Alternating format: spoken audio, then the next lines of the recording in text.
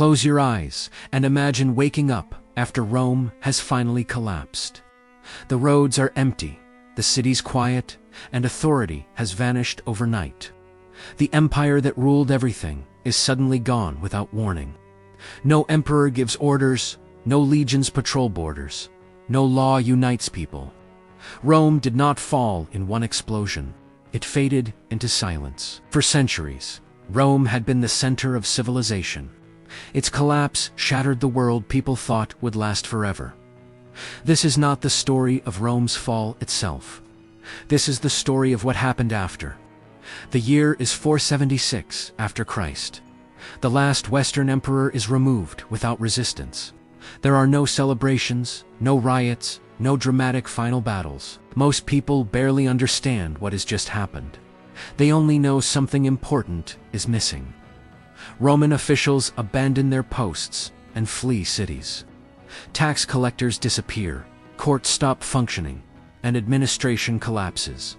Roman coins lose value almost overnight. Trade slows, as merchants fear traveling dangerous roads. Once busy marketplaces begin standing empty. Farmers no longer know who owns the land. Soldiers no longer know whom they serve. Cities that relied on Rome begin starving quickly. Grain shipments stop arriving from distant provinces. Aqueducts break without maintenance and are never repaired. Public baths close, fountains dry up, and sanitation collapses. Disease spreads faster without organized public health systems. People begin abandoning cities for countryside villages. Urban life, once Rome's greatest achievement, begins dying. Former citizens become peasants almost overnight. Education collapses as schools lose funding and teachers disappear. Libraries close, books rot, and knowledge begins fading. Literacy declines rapidly within just a few generations.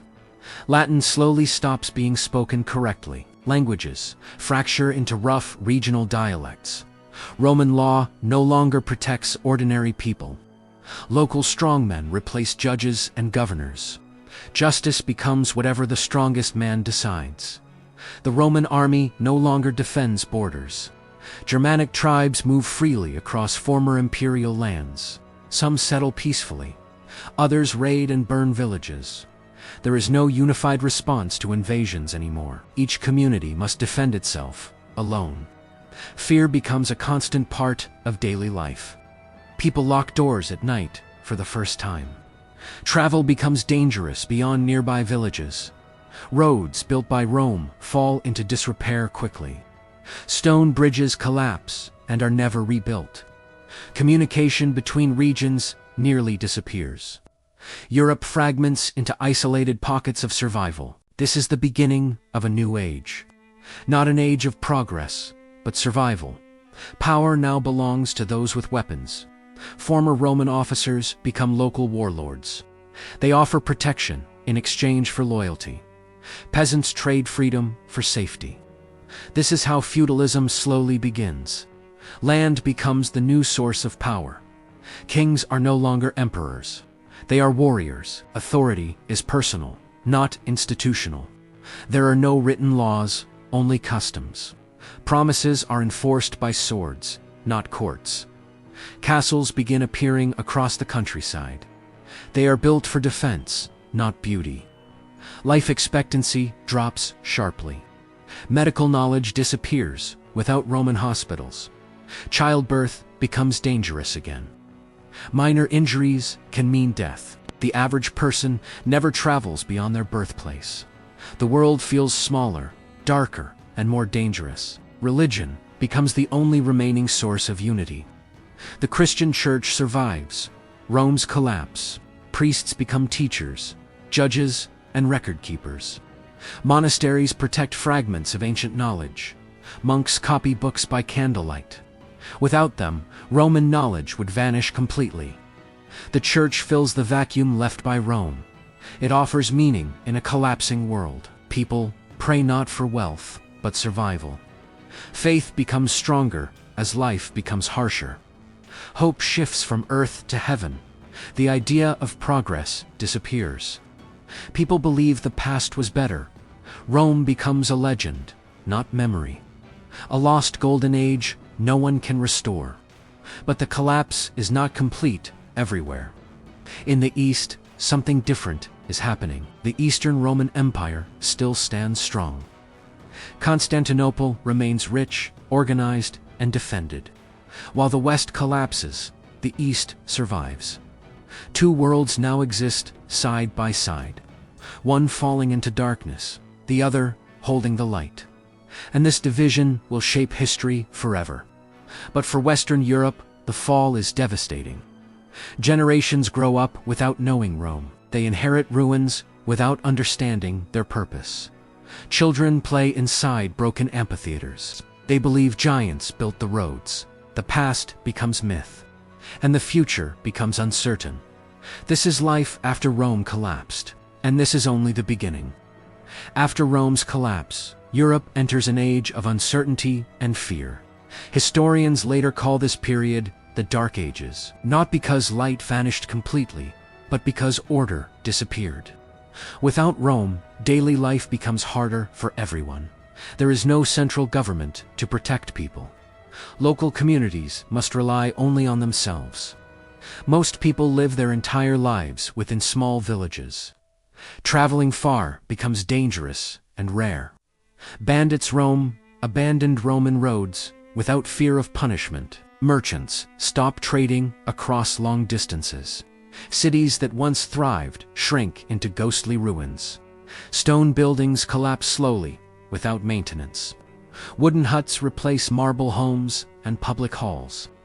People forget how Romans built such massive structures. Engineering knowledge disappears with each passing generation. Roman concrete becomes an unsolved mystery. Even basic construction skills decline over time. Life expectancy drops sharply across Western Europe. Famine becomes common as agriculture declines. Without Roman planning, irrigation systems fail. Floods destroy fields. Droughts ruin harvests. Starvation becomes a constant threat for peasants. Most people eat only bread and simple vegetables. Meat becomes a rare luxury for ordinary families. Disease spreads quickly through dirty settlements. There are no doctors trained in Roman medicine. Herbal remedies replace scientific treatments.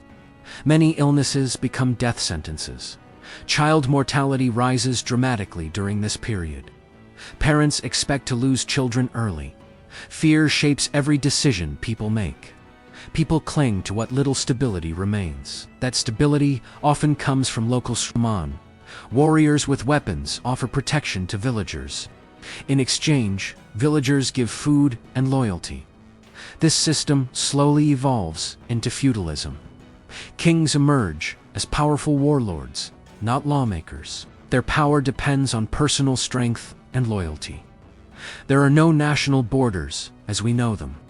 Land is divided into small territories. Each territory answers only to its lord. Wars are frequent and brutal. Fighting often begins over land or resources. There are no rules limiting violence. Villages are burned during raids without mercy. Civilians suffer most during these endless conflicts. Peace is temporary and fragile everywhere. The idea of Roman citizenship disappears. People now identify by tribe or village. Identity becomes local, not imperial. Languages continue drifting further apart. Latin evolves into early forms of French, Spanish, Italian. Communication between regions becomes extremely difficult. Shared culture slowly fragments into isolated traditions. Music, art, and storytelling become regional. There is no unified European identity anymore. Education almost completely disappears outside monasteries. Most people cannot read or write. Knowledge becomes a privilege of the church. Monks dedicate their lives to preserving texts. They copy manuscripts by hand in cold stone monasteries. Each book takes months or years to complete. Mistakes are common, altering original meanings. Yet, without monasteries, ancient knowledge would vanish entirely. The church becomes the strongest institution in Europe. It provides structure where governments fail. Priests become advisors, judges, and teachers. Church laws influence daily life deeply. Faith offers hope when reality feels unbearable. People believe suffering leads to salvation. Heaven matters more than earth now. The church discourages questioning authority. Obedience becomes a spiritual duty. This mindset slows innovation and change. People fear angering God by challenging tradition. Still, small sparks of progress survive. Some monasteries experiment with agriculture improvements.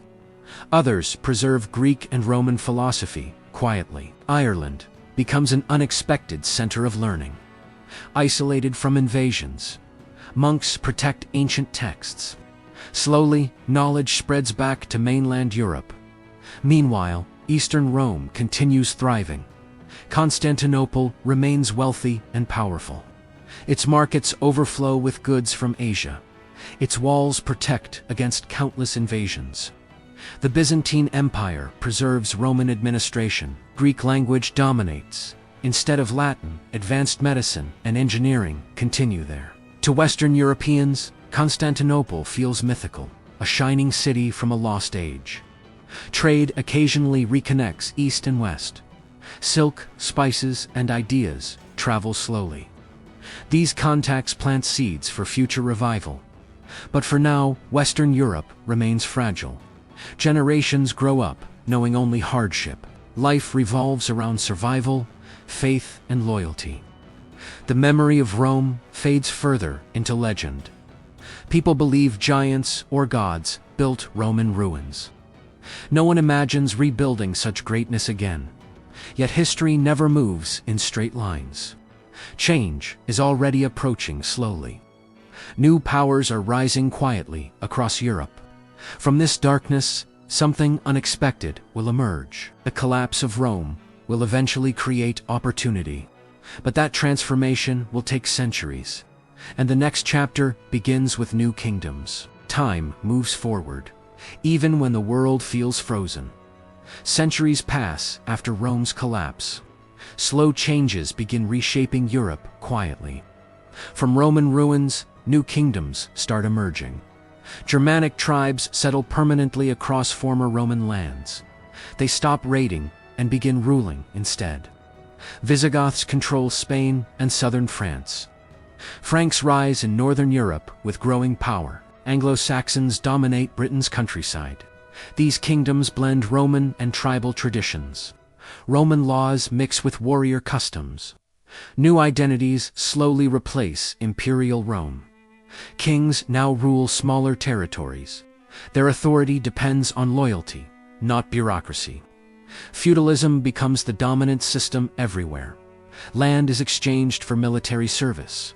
Knights emerge as professional warriors. Castles multiply across hills and riverbanks. They symbolize protection and control. Life remains harsh, but slightly more stable. Agriculture slowly improves over generations. The heavy plow increases food production. Villages grow larger and more organized. Trade cautiously begins returning.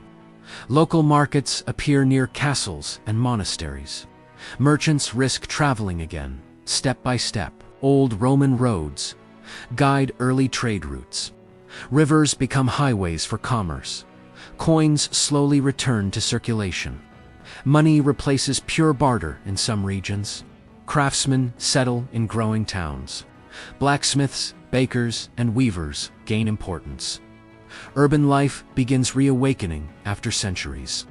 Cities never match Rome's greatness yet, but they signal recovery has begun. The church continues dominating intellectual life. Monasteries expand across Europe. They become centers of learning and innovation. Monks improve farming techniques and tools. Church bells organize daily life. Christian festivals replace Roman public celebrations. Faith still shapes morality and authority. Meanwhile, a powerful new force rises in the south. Islam spreads rapidly across the Middle East and North Africa. Former Roman provinces fall under Islamic rule. Muslim scholars preserve Greek and Roman knowledge. They translate ancient texts into Arabic. Science, mathematics, and medicine advance rapidly. There, European knowledge survives through Islamic libraries. Trade between Islamic world and Europe expands. Spices, silk, and ideas flow northward. This contact helps reintroduce lost knowledge. Europe slowly reconnects with ancient learning. Another force arrives from the north. The Vikings begin their terrifying raids. They attack monasteries and coastal towns. Europe trembles under their sudden violence. Yet Vikings are more than raiders. They are traders, explorers, and settlers. They connect distant regions through trade networks. Vikings establish towns and kingdoms. Normandy becomes a powerful Viking settlement. Over time, Vikings convert to Christianity. They integrate into European society. Their influence reshapes politics and warfare. Shipbuilding and navigation improve significantly. Sea travel becomes safer and more common. Europe slowly becomes more connected again. The memory of Rome still lingers, faintly. Kings admire Roman ruins silently. They dream of restoring lost greatness. Charlemagne emerges as a powerful ruler. He unites much of Western Europe. He revives education and Roman ideals. Schools reopen under his rule. Latin learning experiences a brief revival. Charlemagne is crowned emperor by the Pope. Rome's legacy feels alive again, briefly, yet his empire soon fragments. Old problems return after his death. Still, seeds of renewal remain planted. Europe is no longer collapsing. It is transforming slowly and painfully. New political structures replace imperial rule. Local identities grow stronger. Trade continues expanding cautiously. Knowledge begins spreading once more. The darkness slowly lifts. Europe stands on the edge of rebirth, but true transformation still lies ahead. The world after Rome is changing again, and the final chapter approaches. By the end of the first millennium, Europe looks different. The chaos after Rome no longer dominates daily life. New kingdoms feel stable enough to last generations. People no longer expect the world to end tomorrow. Cities slowly grow larger and safer. Trade routes expand across land and sea. Markets fill with foreign goods once again. Money becomes common in daily transactions. Craft guilds organize skilled workers. Urban life reclaims importance, gradually. Education slowly returns. Beyond monasteries, cathedral schools teach reading and basic sciences. Universities will soon emerge from these foundations. Knowledge begins escaping church walls. Ancient texts resurface after centuries of darkness. Greek philosophy returns through Islamic translations. Mathematics and medicine advance again. People start questioning traditional beliefs quietly. Curiosity replaces blind obedience slowly. Architecture improves with stone cathedrals and bridges. Engineering knowledge resurfaces piece by piece. Roman ruins inspire new builders. They attempt to copy ancient greatness. Political systems become more organized. Written laws return gradually. Kings rule with councils, not only swords. Authority becomes institutional again. The idea of nation slowly develops. People begin identifying with larger regions. Shared culture slowly reconnects Europe.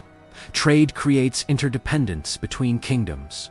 War remains common, but less chaotic. Diplomacy becomes possible again. Rome's collapse taught painful lessons.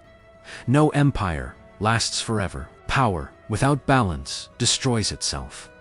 Corruption weakens even the strongest systems. Overextension creates fragile foundations. Ignoring ordinary people leads to collapse. These lessons shape future civilizations. Europe remembers Rome as warning and inspiration. The Renaissance approaches quietly. Artists study Roman statues and writings. Thinkers question medieval beliefs. Science challenges tradition again. Exploration expands Europe's worldview. Global connections begin forming. The modern world slowly takes shape. Rome never truly disappeared. Its ideas survived through transformation. Roman law influences modern legal systems. Roman engineering inspires modern infrastructure. Roman language lives within modern tongues.